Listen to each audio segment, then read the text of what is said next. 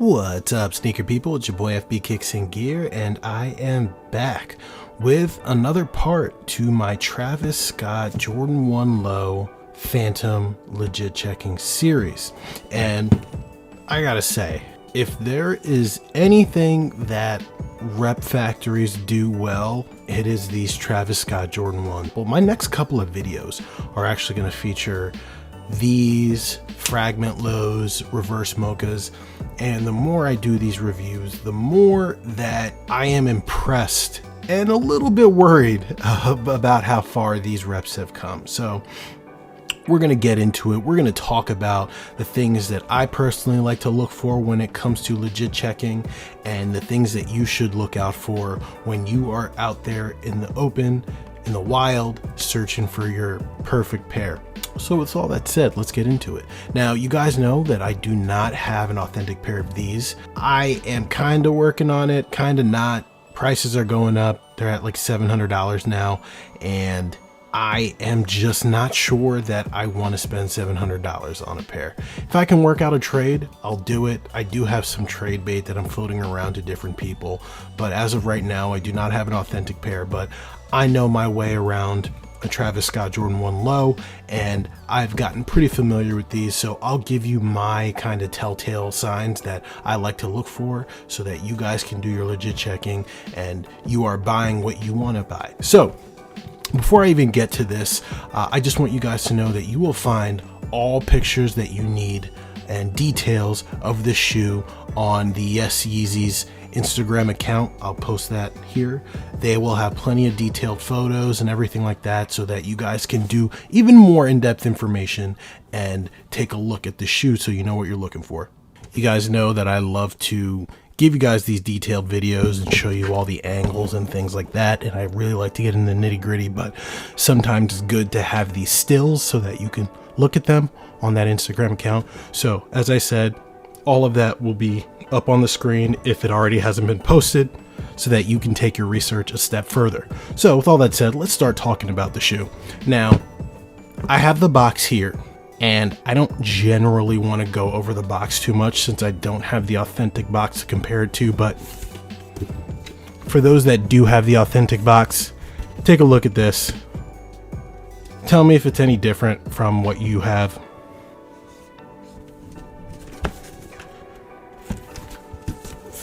Take a look at the label.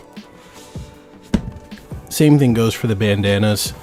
From what I've seen, there are reps that have pretty crappy bandanas, but this seems to be pretty good in terms of texture. There is this fading on the reverse side that should be there. I'll let you guys take a look. On the other side, it's nice, crisp, and clean. But that's it. That's all I'm talking about when it comes to the box and the accessories. Let's talk about the shoes. So here we have the Travis Scott Jordan 1 Low Phantoms, and I gotta say, the more I do these legit checking guides, the more these shoes are growing on me. Not enough to want to just drop the cash, the $700 to get the authentic pair, but enough to continue doing these guides, so maybe I can convince myself to do it. But it is a pretty dope shoe. It is an all black shoe, but and I'd probably be a lot less excited if it was a purely all black shoe like an Air Force One, but the different textures come together and make a lot of different hues. Yes, it's all black, but the nubuck side panel is a different color from the suede toe box and other panels, which is a different black from the nylon tongue, which is a different black from the outsole. So yes, it's an all black shoe, but lots of contrast and it looks pretty good.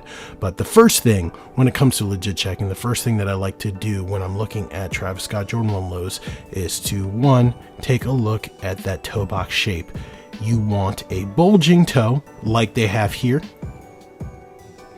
You can see that little, I like to call it a pot belly in the front, and you don't want it to be too thick, and this is perfect. This is a perfect toe box when it comes to that profile shape. Bad reps always have the bulky toe box, so pay attention to that, and you can see that on this shoe as well.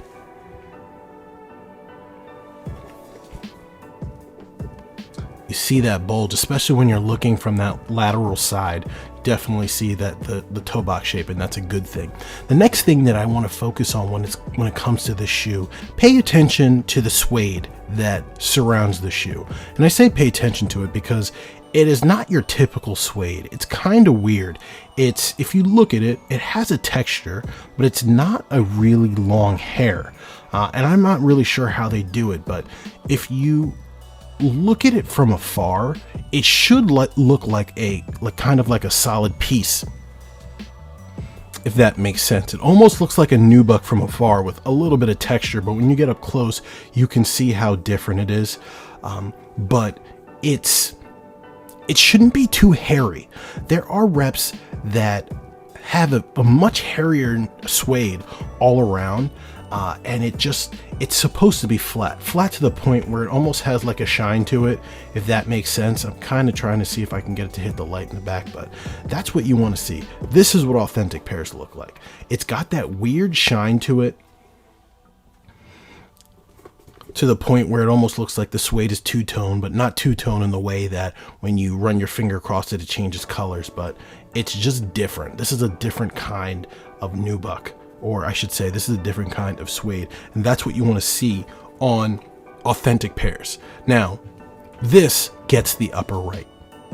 Nothing you can do about that, unfortunately, but this is by far one of the best that I've seen. Not all of them are like this. In fact, most of the reps on the market are not like this. They do not have the correct suede going around. And you can see it on the other shoe too. It's flat, it's not too hairy. It doesn't, when you look at it head on, it doesn't really pop out like the suede on, let's say, the Travis Scott 6 British khakis, right? But it also doesn't have that same effect that the nubuck does have on the side panel. So very, very, very important. Take a look at that, please. Outside of the suede, which I feel like is a pretty big indicator, you also want to take a look at the proximity on the Nike Air tag. And I say this a lot about all Travis Scott Jordan 1 lows. Pay attention to where the tag is in proximity to the side tag here, especially on the left shoe. On sizes 7 to 12 and a half ish, you will start to see very little to no space in between the Nike Air tag and the Cactus Jack tag. Very little space. This is definitely normal. There's a little bit of a gap here. I've seen it to the point where some of them are actually sitting on top of each other, but the trick that I like to look at is make sure that the corner of this tag here is very close to this, just like this is. As you get up in size, you'll start to notice a little bit more of a gap, right? Especially in the larger 11 and a half, 12s. You might see a little bit more variation in the gap, but once you get to size 13 and up, big gaps, can't use that rule. You can't use that rule anymore. So pay attention to that. If you're a big footer, if you are seeing that Nike Air tag touching, fake. If you are a smaller footer and you see a large space in between the Nike Air tag and the Cactus Jack tag, also a fake. So pay attention to that. This fake gets that right, surprisingly. I would probably like to see a little bit, if I'm legit checking, I would probably look at this gap and say, I might question it a little bit, but this can technically happen. Great placement on the other shoe too.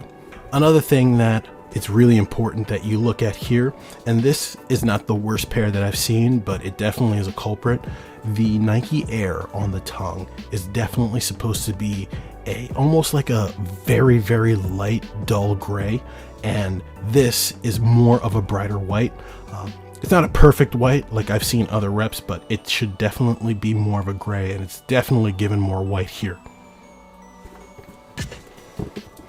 And you can see it here. You want to see a visible contrast between the stitching or the embroidery of the Nike Air and the stitching around the shoe. So pay attention to that. Definitely something to look at.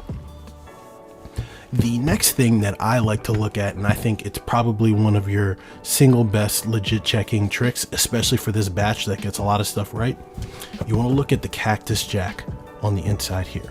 This Cactus Jack is entirely too bold and it's entirely too prominent. On authentic pairs, the Cactus Jacks aren't very prominent. They're very flat and they're almost level with the surface of the nubuck, and they are extremely difficult to see in a lot of different angles. This is not that. This is bold. It's very, very visible. This is, in my opinion, a 100% fake pair just based on this. Now, it's a relatively small feature, yes, but it's definitely something that stands out, and it's on both pairs. And you can see it no matter what angle you do. Very visible, and that's one of the things that is true across the board with Travis Scott Jordan 1s, except for the reverse mochas and the original OG lows.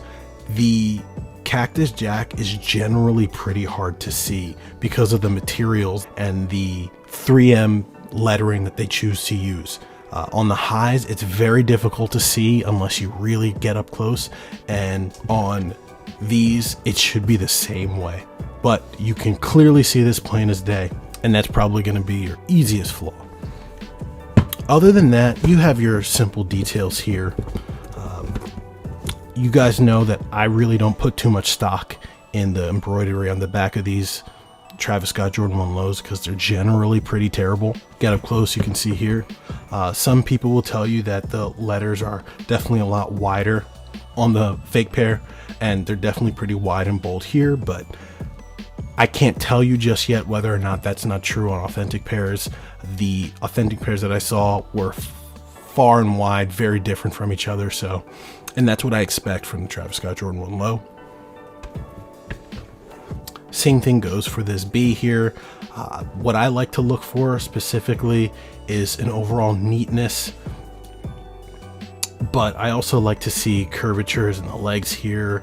It's really weird how granular you have to get. This is something that varies a lot, but just pay attention to it. Take a look at this. I generally like to see less openings on the wings when it comes to the authentic pairs, and this is very defined. You can see all of the spaces and everything, so that's just something to pay close attention to. I'm not ready to say that that's a legit checking indicator, but it is what it is. The last thing that we have here, we have the laces, and one thing that you should pay attention to when it comes to these laces is, although they're black and white checkered, the white here should not be a bright white, very similar to the tongue tag here. It should be almost like a cream, not an aggressive cream, not super yellow, but it shouldn't be as bright white as it is, so that's something you should pay attention to. But other than that, the other laces, from what I gather, are very accurate. And that pretty much makes up the details of the shoe. They got these really, really close. I still think that they're very legit checkable, so there are tons of little things that you can key in on, but please be careful out there, guys. The reps of these look fantastic, and they could definitely fool you. So with all that said, guys, I'm going to leave the information up on the screen where you can see more pictures and do more research. And with all that said, guys, I'll see you in the next one. Peace.